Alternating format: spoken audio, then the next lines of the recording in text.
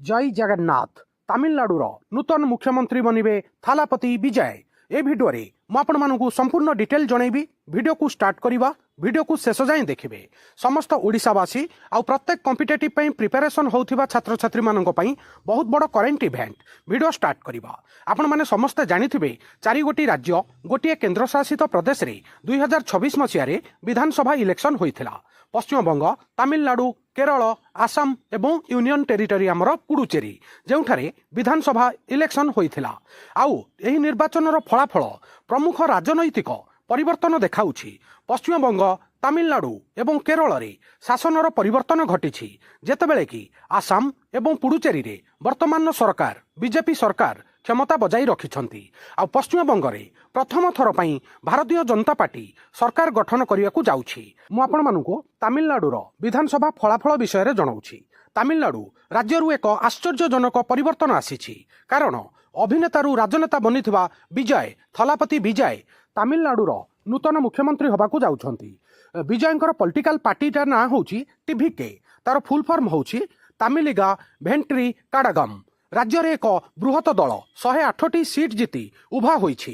Dravida मुनेत्री काडागम DMK एवं all India अन्ना Dravida मुनेत्री काडागम ADMK भली अन्य दल को 59 आउ 47 आसन मिली। आउ नुआ दल टीवीके वर्तमान सरकार गठन करियाकू जाउछि। तमिलनाडु रे एटा गोटे बहुत बड़ परिवर्तन होइछि।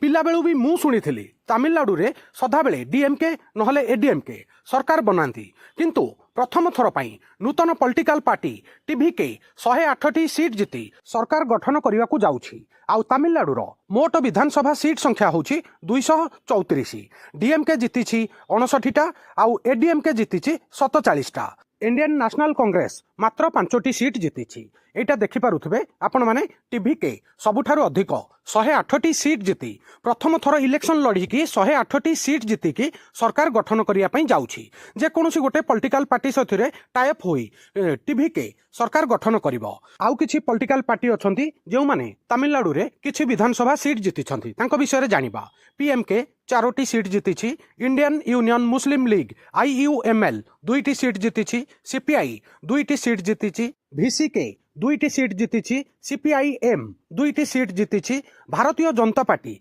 निजर खाता खोलिछि, गोटिए सीट मात्र तमिलनाडु रे विधानसभा सीट जीतिछि बीजेपी। आउ गोटे रीजनल पार्टी अछि डीएमडीके जे कि गोटिए सीट जीतिछि। आपण माने तमिलनाडु विधानसभार टोटाल 234 सीट रे केउ केउ पॉलिटिकल पार्टी केतोटी सीट जीतिछंती ता विषय रे संपूर्ण डिटेल जानिले।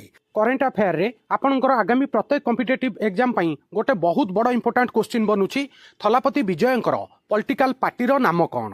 तार उत्तर रहिबो टीवीके। ता फुल फॉर्मटा भी मने रखिबे तमिलिगा भेट्री काडागम। आउ विजयंकर पॉलिटिकल सिंबल होउछि व्हिसिल सिटी। सांग माने आजिरो वीडियो एठी सरला। आजिरो ई वीडियो रे म आपण मानकु इंडियन पॉलिटिक्स रो बहुत बड़ इंपोर्टेंट करेंट इवेंट विषय रे तमिलनाडु असेंबली इलेक्शन विषय रे संपूर्ण डिटेल ब्रीफली जणाइली। वीडियो केमिति लागिला निज ओपिनियन कमेंट माध्यम रे जणाइबे। वीडियो को लाइक आउ हाइक करिवे। ओडिसा रो समस्त छात्र छात्री युवापीढ़ी पाखक शेयर करिवे। नुआ थिले वर्ल्ड अफेयर मधुजी के ओडिया चैनल को सब्सक्राइब करिवे। वीडियो देखिथिबारु बहुत बहुत धन्यवाद। जय जगन्नाथ।